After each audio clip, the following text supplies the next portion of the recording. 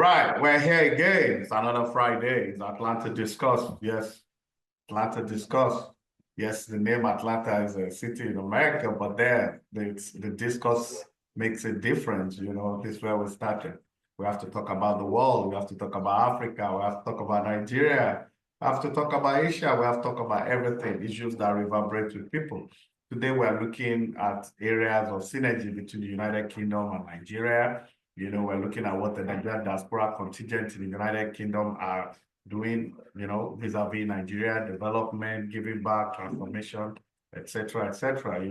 So that's today we have another good guest, who is resident in UK, public office holder of Nigerian origin. Please don't accuse me like come on, we always do Nigeria. You know my answer, largest, most populous Black nation in the world, deserve all the respect it can get, especially when it's acting behind schedule. And we do believe that in not too distant future, things will change. We need change agent, proactive Nigerians. And we all agree to a very large extent that that change can only come from the Nigerian diaspora contingent.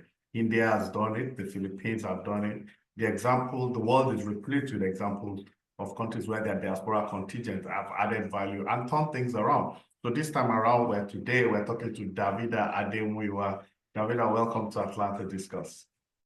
Thank you. Thanks for having me on the call today.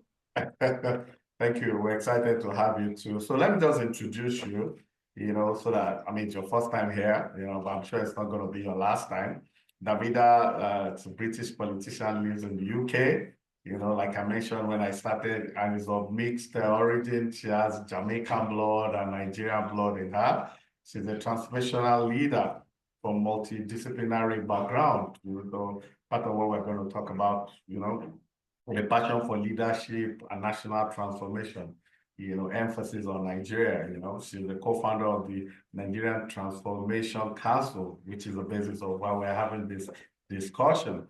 In 2021, Davida made history by being elected as a councillor, unseating at that time the mayor in an unprecedented victory, and becoming the first person from our party to win a seat in our ward in over 30 years. Congrats once again. She currently serves as the president of the Basildon Billericay Conservative Society. I hope I pronounced that well. So on the local government council, Davida has held numerous strategic roles, including chairman of standard, vice chairman of scrutiny committees, a budget cabinet member for the training and development, apprenticeship for East of England Local Government Authority. These are all committees and other statutory responsibilities. She's also a member of the Mid and South Essex, that's Essex County NHS Trust, among other positions she has held. Davida also served as a leader within the Conservative Party Policy Forum in the United Kingdom. She's the ambassador for the Conservative Policy Forum, Eastern Region, England, as well as the Conservative Policy Lead for the Basildon and Billericay Conservative Association. So driven by a commitment to increasing diversity in political leadership, Davida founded and is the national chair of the Black Tories and Friends, an affiliate group of the Conservative Party in the UK, dedicated to developing Black political leaders in the United Kingdom. Wow. Davida runs an educational academy of her own. And she's everywhere, she's a techpreneur, and she's won medals, in sport and all that. So, don't let me bore you. She can do a lot of the talking herself, So, Davida, welcome to Atlanta Discuss. We're so glad to have you. Thank you. How's it going? How's life over there in the United Kingdom? How is life? Very busy. You can say that again. Very busy. Oh God. Very busy politically. Yes. Oh wow. Was really tough pinning you down, but I'm sure it's going to work a while, So let me ask you, before we go into the nitty-gritty, we're going to talk about politics and governance, as I always like breaking the segment down, diversity, equity, and inclusion in another area, then giving back to Nigeria, that's another segment, personal and professional development, then Conservative Party and the Nigerian community, what's happening there. So we have about 5 questions there about before I go into all that, I mean, we had the Conservative Party recently.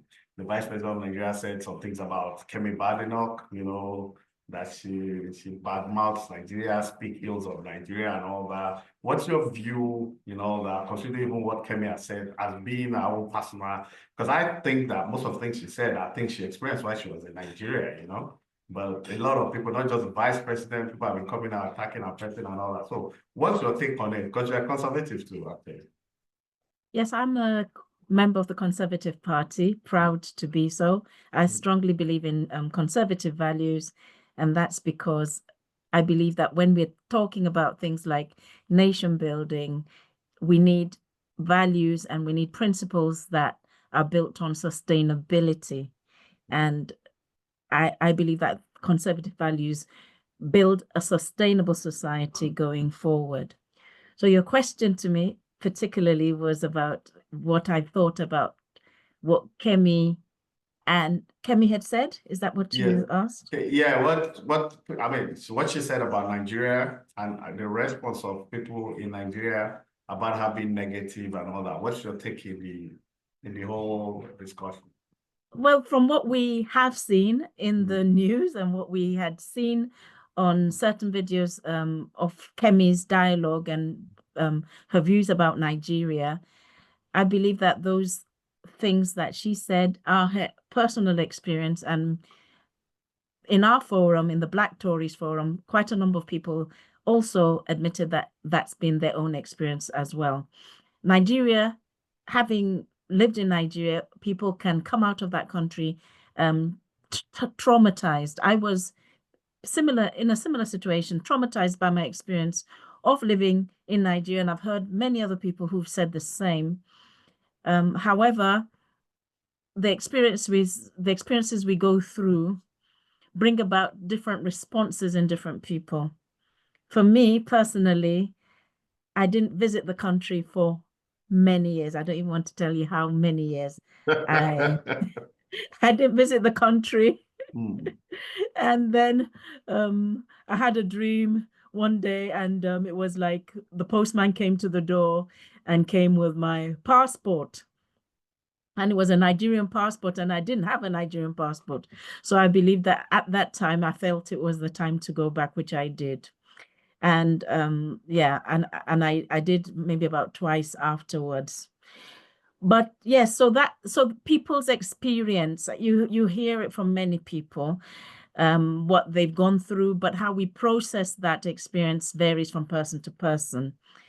If you are a patriotic person and you've gone through that, what it might do when you are a bit stronger, because Nigeria can put people in a struggle zone.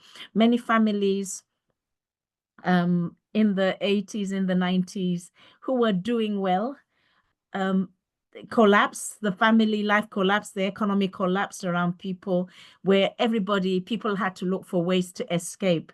And as you could see, even in Nigeria now, I've seen a few people today, I met a few people, they've recently escaped. It's like an escape from a ship that is sinking.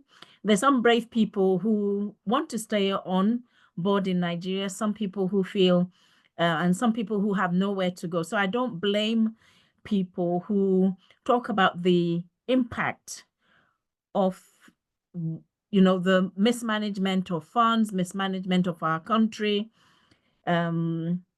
There are many factors that have gone into the creating the situation that we have today. So Kemi obviously is talking about her personal experience, and like I said, some people might still be traumatized by it. So I haven't spoken about it to her personally. I know a lot of people are assuming and saying different things, or this is what she thinks, this is what she feels, but nobody can know exactly why she said what she said unless she's asked about those things. But I think that her comments also has brought about a lot of positivity with regards to Nigeria, because it made those people who are patriotic about Nigeria to rise up and to want to do something. I personally do not take kindly to people speaking negatively about Nigeria, about my country. It's a country that is dear to my heart and dear to many people's hearts. But sometimes we need to speak the truth, and the truth is there's been a lot of mismanagement. It's rife with corruption, and those things are not helping us move forward. So yes, those comments might not have been palatable to many people, but it's the truth. And I think those words have been released. I think those words have had an impact because they've been spoken by a leader in the UK from a national platform, international platform. And those words, of course, people were interviewing her, and those words were coming out. So I think it's probably high time that we stop hiding behind, and Nigerian leaders stop hiding behind the facade that everything is okay. Everything is not okay. And we really need to not just keep on wearing this mask. We need to take off that mask and face reality as it is. And it's only when we do that that we can start to make the change that is required to move the country from where it is to where it needs to be. Oh, wow, fantastic. Well, as you know, it's a discussion, so we'll also sometimes, if we have an opinion on something, we might just chip in. Anyway, so you think if, for example, power tilts to the Conservative Party in future, do you think Kemi will make a good prime minister? I know your answer, I just have to get it out of it. The truth about that is, for her to have become the leader of the party, it shows that a lot of people, especially those who work closely with her, MPs, because it was the MPs. No, it wasn't the MPs that voted her in at this stage. It was the members that voted her in. So people have confidence in her leadership, and if politics is about confidence, and it's about following people who you believe can do the job. At the moment, she's doing a great job as the opposition leader. That Nigerian, because you have Nigerian, there's a Nigerianness in everybody that, when it comes to conflict or when it comes to arguing your case, you never back down. So I think that is serving Kemi well in her current leadership position as the opposition leader for the country. And there are many at the moment, because I believe she would be a good leader, but at the moment there's so many things going on. We've got the Reform Party that is rising. That was gonna be my next question. So you must well take so I won't go into it. No, you ask the question and let's see what the question is. The Reform Party seems to be coming up stronger. There've been a lot of use the word decampment, the people that have left the Conservative Party to go to Reform. And I mean, it does look like if an election is held today, I mean, the Reform might, cause big problems for the Conservative Party. I know the Labour, they're not doing too well also. I mean, too much is given, much is expected, but the polls does not seem to favor Labour. But why are people leaving the Conservative Party to the Reform Party? What exactly is happening? Does it have to do with the person of the leader of the Conservative Party? I mean, we've heard so much, but you're on ground, you have, a first inside source, more than I mean, people before Kemi became when you talk about the leader of the party, a lot of the movement had started before Kemi became the leader of the party. And it's not necessarily because of Kemi. There have been a series of issues that have happened that have brought the Conservative Party to the position that it currently is in. We've been in office for over 14 years, and people, obviously, conservatives are not happy about the state of the party. And when you've been in power for several years, after a while, you think you're invincible. And when you are in that position, you feel you're invincible, you're not necessarily listening to what the people want. Politics, especially in a democracy, is about giving people what they want, the people who elected you what they want. But when you stop listening to them, they have the power to vote you out. And I think that the fact that the Conservatives lost the last election, the last general election, it was more of a protest vote. People were protesting. Some people stayed at home, some people didn't vote, some people went to vote reform. And obviously, what it did was it opened the way for Labour to get in. Most people did not really vote for Labour. What it was that the Conservatives lost votes, and most of those went to reform. And even then, the number of votes that the reformed, or the number of seats that they won, isn't really that significant. Wasn't significant at that stage, because they only won 5 seats within Parliament. Yeah, so it wasn't like we can't say that Labour won even though they won. It was just that their increase in the vote share wasn't really that prominent. Okay, yes. well, personally, I look forward to, I say this, I look forward to see the Prime Minister Kemi Badenoch. I think my opinion is that I think she's the best export Nigeria has right now. So instead of vilifying her, I think we should actually promote her. I mean, there's almost no Nigeria in diaspora that is not a victim of Nigeria one way or the other. Even the citizens are victims. So So let's leave British politics aside. Yeah. Okay, before we even leave it, let me ask you, are you going to run for a parliamentary seat in future? Do you have plans for that? I believe so. I believe so. It's on the, yeah. So if not the Prime Minister Kemi, we could have a Prime Minister Davida, right? Well, we never know. All right. Okay. So, Yep. all right. So, like I said, less politics, governance, and what have you. So, how do you balance your Conservative Party values, with the diverse needs of your constituents? I'm sure in your constituency, you have all sorts of, it's multi-diverse, Indians, Nigerians, Muslim, Christian. How do you balance all that? It's a lot of work, considering you're a councillor and you're closer to what we call the grassroots. I'm actually a former councillor. Oh, okay. Yes, Fair I'm enough. a former councillor. Yes. So yes. how did you at that time balance it? Balance my conservative values? Yeah, with the diverse need of your constituents. Yeah. Considering they stretch across, Indians, Paki, Nigerians, Muslims, Yeah, Christians, conservative values are the thing that what people want is somebody who would listen to them, somebody who will respond to them, somebody who will be there for them. And as public leaders, we are public servants. And as long as we remember that we're there to serve the needs of the people, people will warm up to you. So like I said, I was the first person in my party to win a seat in my ward ever since it had been established. Oh, wow. And yes, and quite a number of people, even when I won, I gave the party a different feel and a different look, because I'm a people person.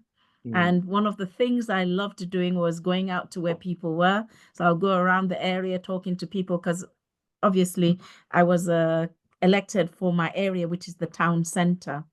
So I got to know people, I got to know my residents, I got to listen to their issues, fight for their issues. One of the major issues at the time when I was elected was the residents didn't want, there were some high-rise buildings that were going to be built in my area, and they didn't want we didn't want those flats, and because it was going to make the area overdeveloped, there wasn't infrastructure available to support those flats. So from the very onset, I was voted in because I was serving the needs of the people. I was listening to them. I was taking sides with them on their issues. And I did have to really fight for them before panels, before different panels before different legal, there were a lot of legal housing policy battles that I had to fight on behalf of my residents. So that worked quite well. So they knew from the from the start that I was there for them, to listen to them and to help them fight for what they really wanted in the area. All right, fair enough. I mean, these are conservative values, like you said.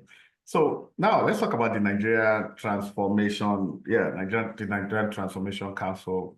I mean, I'm sure you are, co-founder, and what's it about? Tell us, what's it about?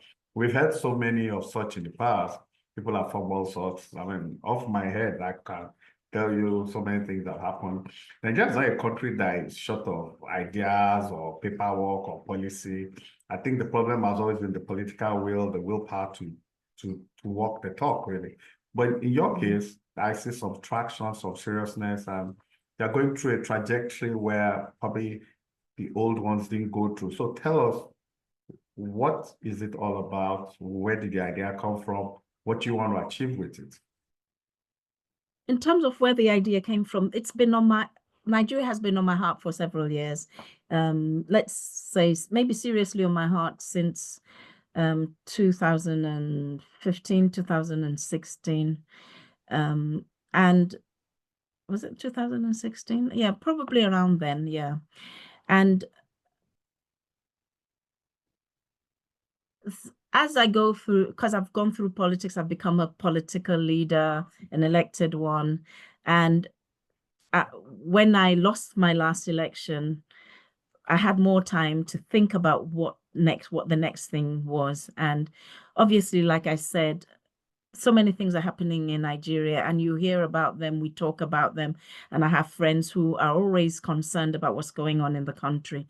So it's just that passion that recently, I've been thinking about it, been praying about it, and that's really, I think the time for this particular idea has come. And the way forward, that the way we thought that we needed to move forward was through policy, coming up with a vision for the country. Because if you ask me, and maybe if you ask many Nigerians, what's the vision for the country? I'm not sure if anybody can really tell you what it is. Maybe you can tell me, Ade. What do you think the vision for Nigeria is? Do you know if there's a vision? There must be one somewhere, I'm hoping. But can you tell me what it is? Because if there is a vision for the country, at least we should know where we're heading as a nation, and then everybody should be working towards that vision. So do you really know what it is? Well, right now it's a difficult question to answer. I Okay. mean, I've always said that at independent Nigeria was the beacon and hope of the Black race. I don't think there's any episode I have or I interview anybody that I don't mention the fact that Nigeria is acting way, way, way behind schedule. So I'm as forlorn as the man on the street. The potentials are there. I mean, that's why part of what we do is to help that. You understand? Yeah, To but create the helping awareness. what? Because there has to be a trajectory. Where are we traveling? Where are we going? Where's the country going? How do we see ourselves? Where do we see ourselves in the next 10 years, in the next 15 years?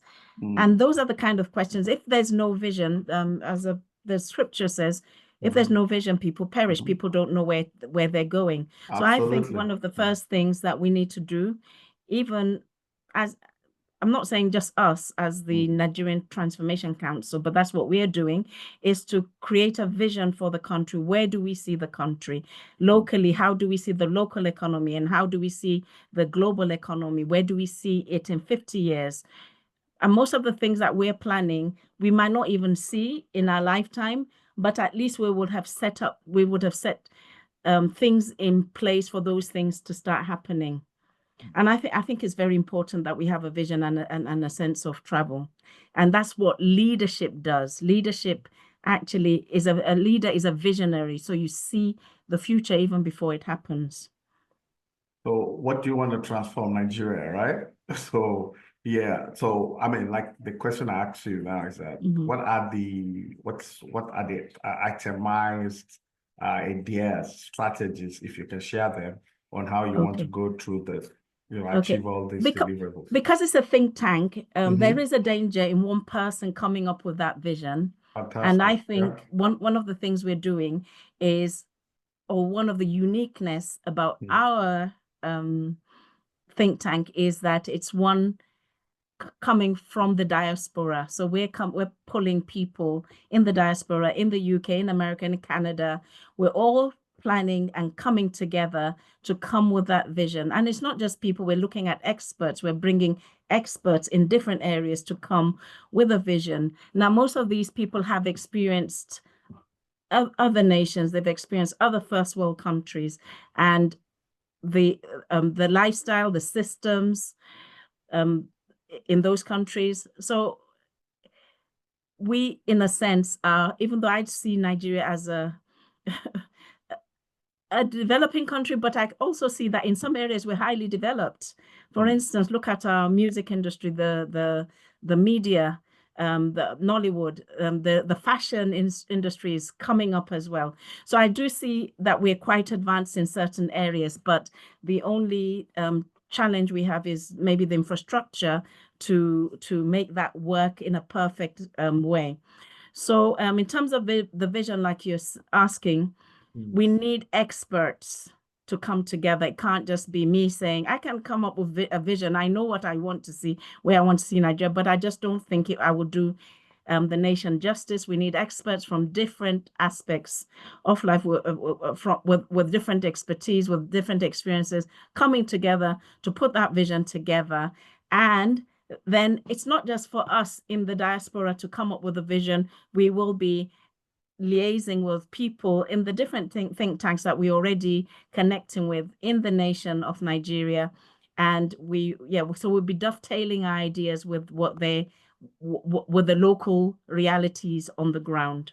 But it's important that we dream big and we think big, and we think from the perspective of where we are in the West, and then bring that into the local situation in Nigeria. Interesting. So this group of experts you're talking about, the diaspora expert, diverse in different fields. What's your recruitment strategy? Do you just bring people on board, or anybody that's interested can just jump on board? It can't just be anybody who is interested jumping on board. Sorry. To start off with, we are a think tank. It's conservative in terms of our values and principles, the values. And when I talk about conservative values, I mean sustainability. We're building sustainability into our plans.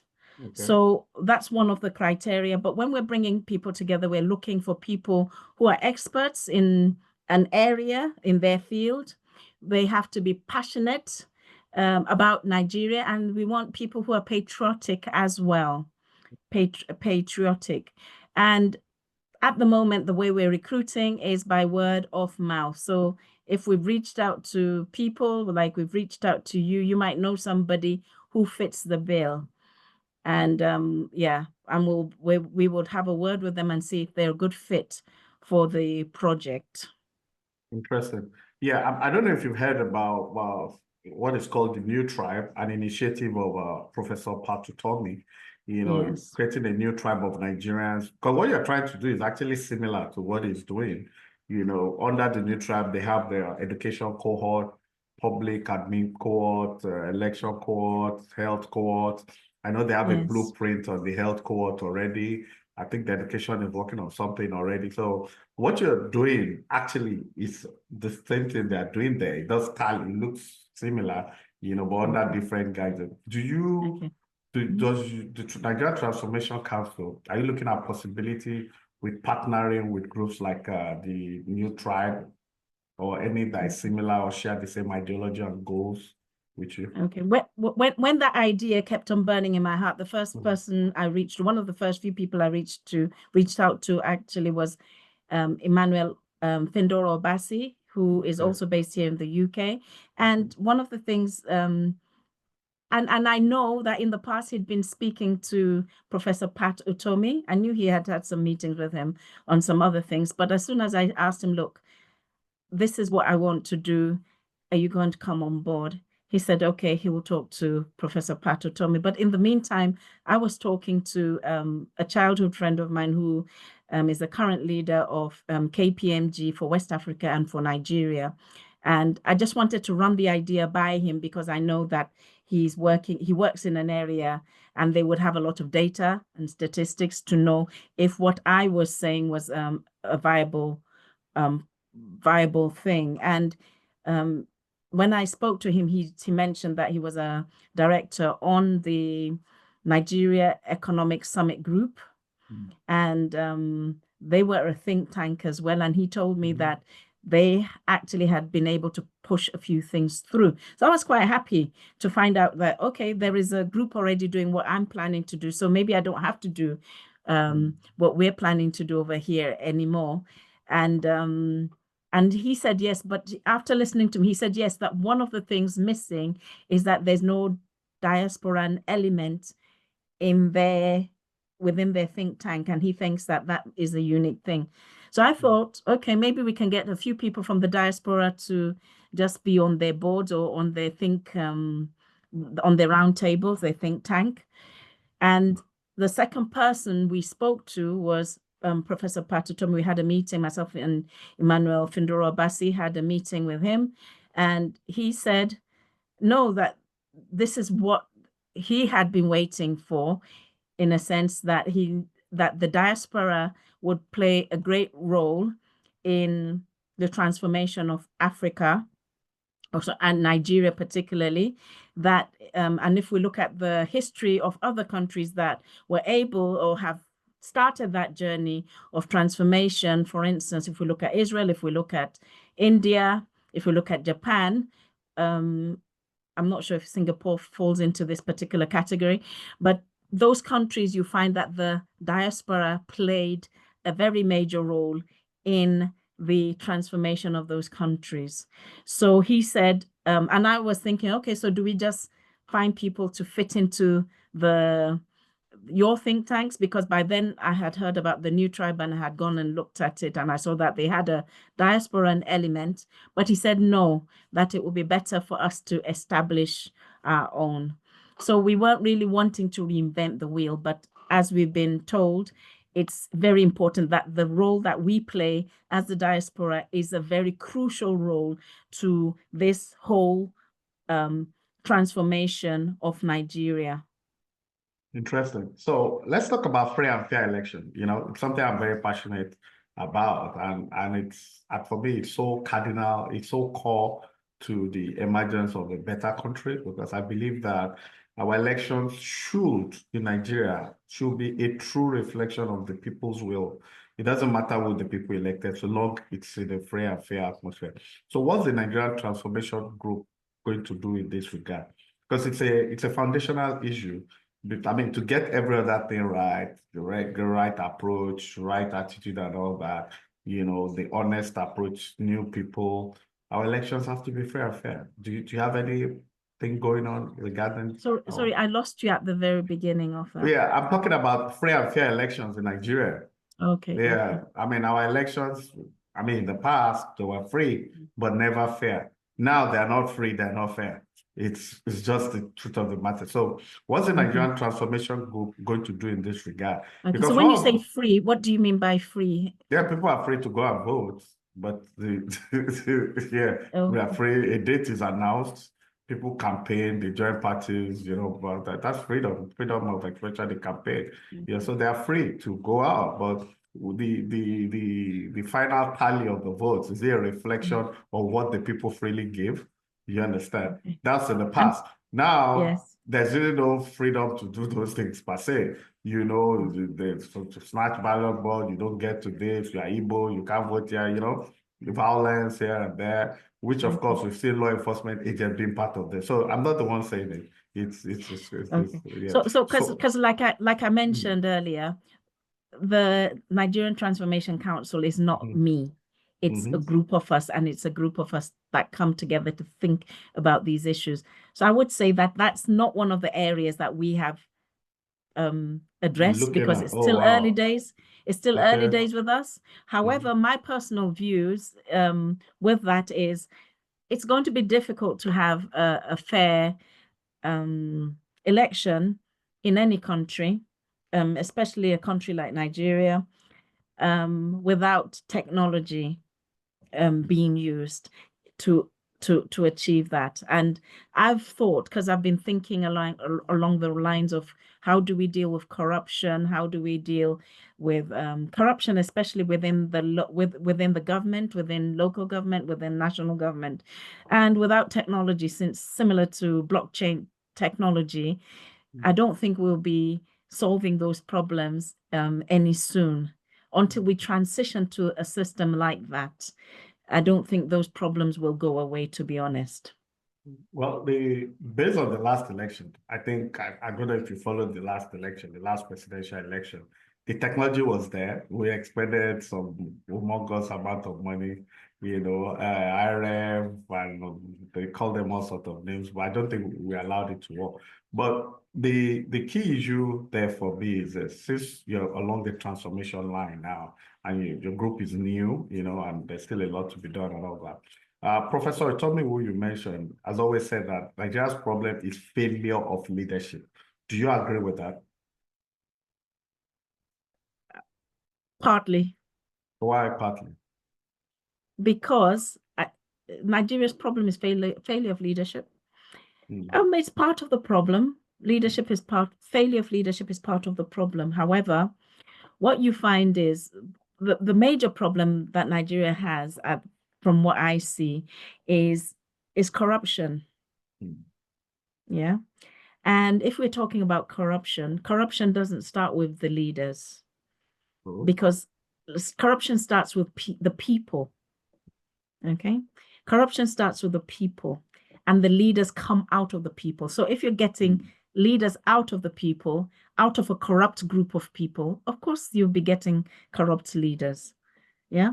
So we can't just say, I know we might want to blame things on the leaders to a degree, but there won't be corruption if the leaders won't be corrupt if the people won't corrupt.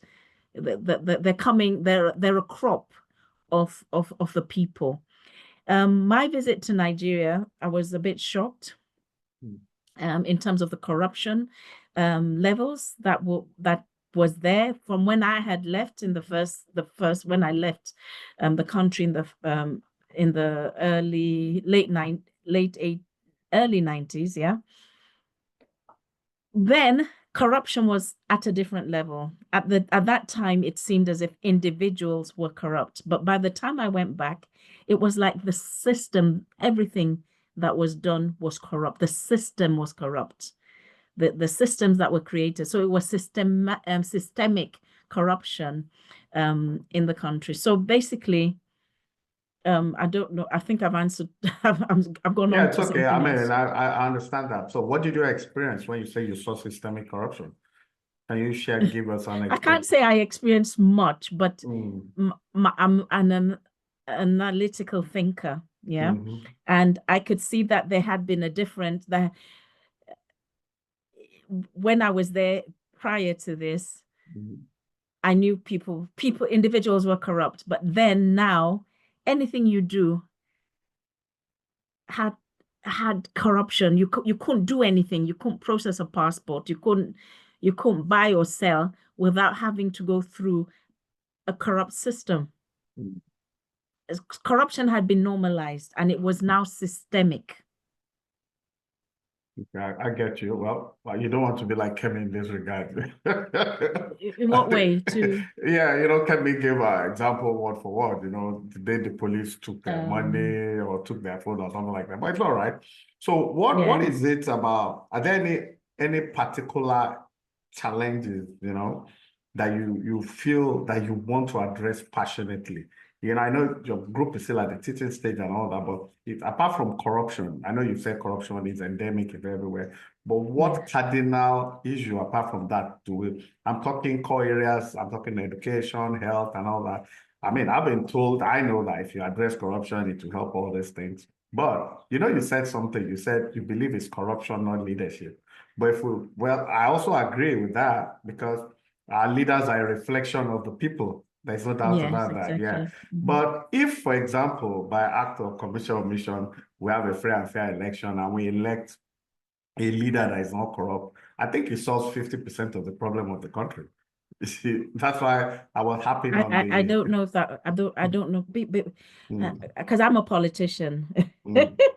Yeah, but what I'm saying is if you So, elect a leader who no, is not yeah. what I'm saying is it doesn't Mm. just work that way. Because when you're Okay, in tell me. politics, Mm-hmm. it's a democracy, yeah. Decisions are Mm-hmm. not necessarily made by an individual. So basically, even if there is if one honest person there, others will frustrate that person's effort, and that's the experience of being. And I believe that would be the experience of many politicians, even in Nigeria. People go into politics with a good heart to do something, but when you get in there, you see that the decision-making process, there's a lot of frustration because you can't make unilateral decisions. It has to be most of the decisions you make within politics, they're group decisions. Yeah, I Yeah. mean, in a parliamentary system of government, that Okay. holds sway almost 100%. In a presidential system of government, yes, that also holds sway. But the Well, percentage of that it's not as much as in a parliamentary. The president in Nigeria has almost the power of life and death, The constitution favors him, he has immunity and can do and undo to a very large extent. So I think, no, the but it's even the president makes a decision, the people who are going to implement it have to be mm, on board. mhm. Yeah. And Absolutely. yeah, so the Absolutely. fact that you've got an honest prime minister or president Mm. doesn't mean that the people around them are going to do the right thing. So it's Yeah, not just a but one. but but if you're president, yeah, and you're not putting your hand in the cookie jar, your wife is not putting her hands in the cookie jar.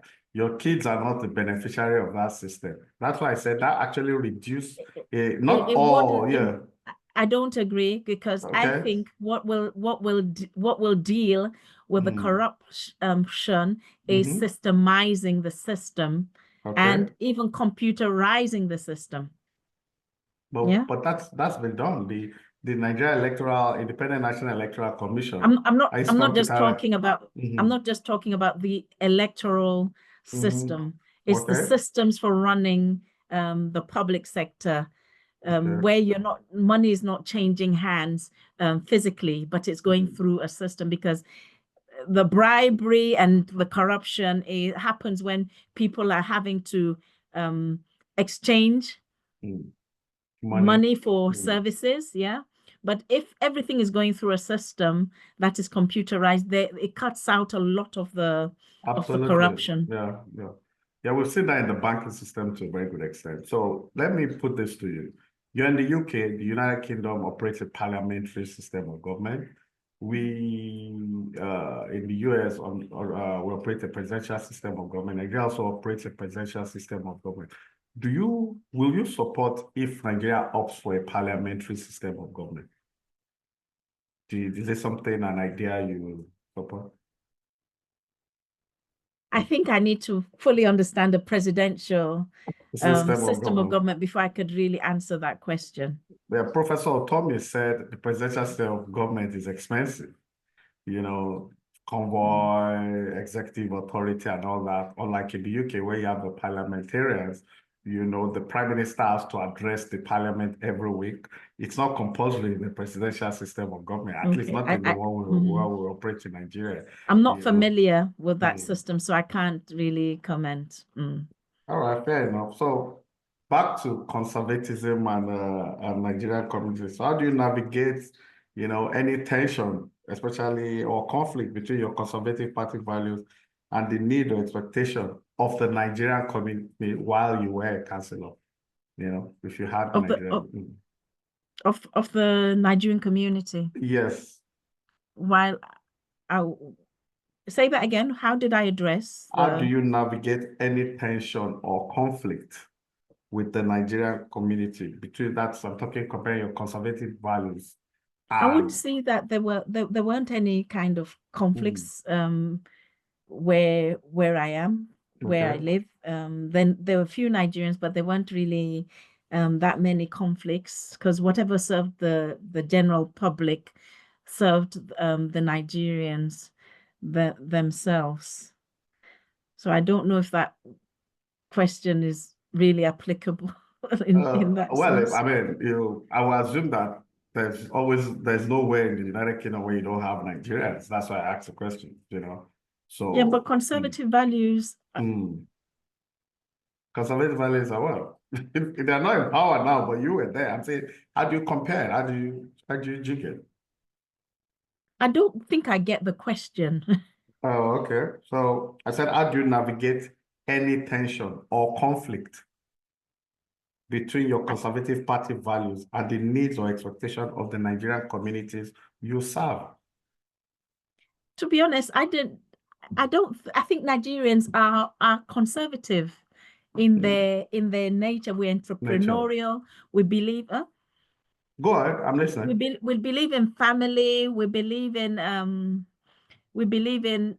taking responsibility. So Nigerians are conservative in themselves.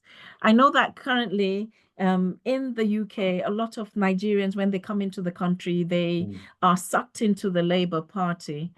But as you as we're progressing with the Black conservative group, we begin to see a lot of people coming over because they really realize that the values that they have, part of the values is because a lot of people when they first come, they talk about free housing, all the free things. Obviously, you can't stay in free housing and own your own property. So people who are really Nigerians are progressive people and conservative values serve them better than socialist values. okay, good. So do you have any advice for Nigerians in diaspora that want to pursue a career in politics like you are? Do you have any tips for them? Well, I think we need more Black people, Black voices. We need more Mm, Nigerians in politics, even though the group I lead isn't just for Nigerians, mm, it's for the Black community. We can't leave one community behind, I keep on saying, because in England, they just treat us all the same. You're Black, you're Black. So they treat us all the same. So we can't leave any community behind. So we need to, one of the things we do through Black Tories is we believe in the upward mobility of our communities. We want our communities to rise within society. I looked at some statistics a little while back, and shockingly, I found out that the African community was at the very, very bottom of the social strata. So one of the things that we want to do is to make sure that our people are getting the best information and they are, taking on leadership positions within politics, within the public sector, and we're rising as a community economically, socially, and we're all rising together. So that's one of the goals for Black Tories. And we're not just thinking about making sure that the Black communities rise within the UK. We're also thinking about our countries, the countries of origin. We're also thinking about those countries also becoming better, just as we're reaching out to Nigeria to see Nigeria transformed. Other members of our community are looking, and we're reaching out to our various Commonwealth countries and trying to see that they are benefiting from the fact that we're here in the diaspora in a very positive way. interesting. In the past, people have always blamed Nigeria's problem on colonialism. I'm sure you will have heard that too. Now, I mean, I think it's not fair for a 60-year-old to still wallow in that. I mean, we also cannot take away the fact Mentality. that, yeah, in that mentality, but we also cannot take away the fact that colonialism, did take some, value away from who we really are, what we really are. But going forward, the British-Nigeria relationship, do you think it has been fair to Nigeria? Has it been fair? Yes, to Nigeria. I think in the recent years it hasn't been the existence of that relationship hasn't been prominent since when the UK was in the EU. However, since the UK has left the EU, the UK is looking for ways to work with countries of the Commonwealth, and that's one of the things that we're going to try to do, even through the Nigeria Transformation Council that we're setting up. Now, part of the things that we're doing, we're a policy think tank also. In addition to that, we are an innovation hub. So we're going to be taking ideas and we're going to be translating them into prototypes that can be rolled out within the country. So some of those ideas would require investment. The UK, they're looking for partners to trade with and to invest in. One of the things that we need to do for Nigeria is to make sure that Nigeria is investment ready. Yeah, so there's certain there's a friend of mine who does a lot of work within Nigeria, making sure they're doing a lot of training. Judges are going to Nigeria, training the legislative in the rule of law to make sure that because one of the issues of the country in terms of this insecurity, people want to invest in Nigeria, but then we need to make sure that the country is investable, that people can come, they can invest, and then they can get the dividends, they can get the rewards of the investment. We do need that kind of investment. We need the diaspora to invest in Nigeria. We need the UK and other countries, maybe even America. For those of you in America, we're looking to pave the way for all that to happen. So at the end of the day, Nigeria Transformation Council as a think tank comes up with fantastic ideas, blueprints that can help, bring Nigeria out of its current, I'll say, morass. Now, how do you, who will you be working with in Nigeria to, to absorb this? It does look like you need government one way or the other. Are you going to liaise directly with the government of Nigeria? In terms of our strategy, because I know you asked me earlier that what's their project. Maybe I should quickly answer that question. Please, was their initial project. And one of the initial projects that we want to work on is education. We want to work on the education system, because one of the major challenges that the country is going to have very soon, because we have a very big population. We have a very big population of young people who are growing up, and their skills, the human resources, the human capital isn't well developed. So we need to make sure that our young people have the knowledge, have the skills to utilize and to develop the raw resources of the country, because if we don't unleash their potential, then everything else around them, it still lies underdeveloped. So we need to develop the people so that they can develop the country. So that's one of the things we want to do through the education system. So we want the education system, we want a vision for the nation. We want to now build a curriculum and education system that will help realize the vision that we have for the nation. So what was the other question you asked then? Yeah, I mean, you've answered partly the last one, but the part you didn't touch was, are you going to work directly with government? I think you will, from the way you answered it. It depends. So our strategy, we have a strategy to either work from ground up and from top down. So we're going to try to approach it both ways. The reason why we have that approach is because we don't want to, anything you do, there will be bottlenecks. And we don't want to be stopped by these bottlenecks, so we have to approach the problem from every angle where possible. So we can't just rely on one approach. If working on the government, if the government doesn't want to work with us, then we need to look for people. We need to see if we can work with the people and develop and roll out solutions that way. Fantastic. So our desire is to work through think tanks. The think tanks already doing great jobs. Like I said, I spoke to the one of the directors for the Nigerian Economic Summit Group, and they said they're getting a lot of their policies that they're developing. The government is working closely with them, and they've adopted some, and some of them have gone into law. So we're going to try to work through similar groups that are already doing great things in Nigeria. And if they're governors who would want to work with us, because obviously you have certain things that can be done at the national level, certain things can be done at the local level. We're looking for governors who would want to work with us, and if they are willing to work with us, we'll be happy to help transform their particular state. And I believe that once we have worked with one governor, others might want us to do the same. So I believe that's the way we will progress.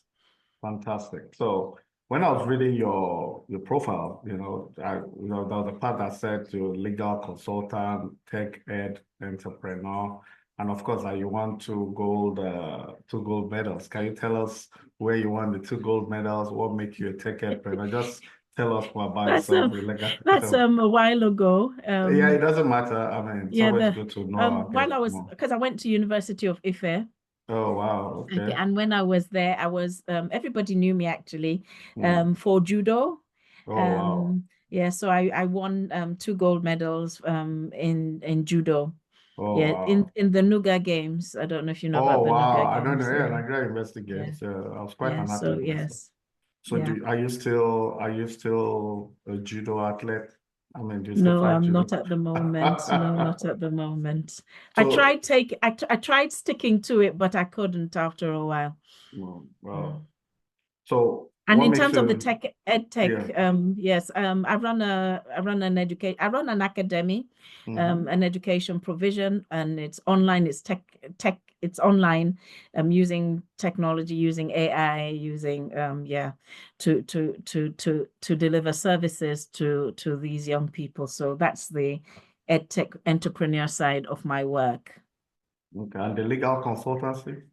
Yeah, I'm a trained. I've trained I've done some legal training. I've got a master's in law, and that's something that I've just moved into recently.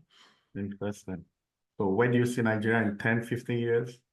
10, 15 years. Well, with Where the do you see plans Nigeria? that we have for like I said, it can't just be my plans. When we all come together, all the experts that we're bringing together in the diaspora and the people that we're working with on the ground in Nigeria, at least I would love to see that we have transformed the education system, because I think it's very fundamental to the transformation of the nation. If we can get the education system transformed, we would have done a lot of the work that needs to be done. We'll be touching the nation as a whole, to be honest, if we are able to achieve that goal.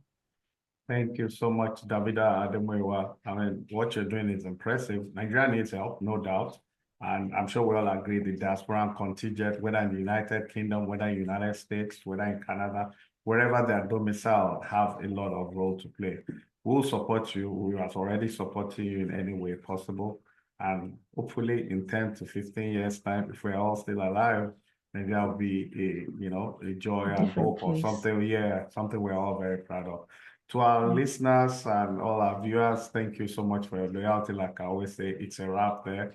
Don't worry, I'll bring Davida back again. I'm sure if we bring her back 6 months' time, the Nigeria Transformation Council will have so much to show at that time. It's new, but they've started very well. They're talking to the right people. They have a good team, and we'll keep our fingers crossed. It's never too much for Nigeria. Thank you, Davida.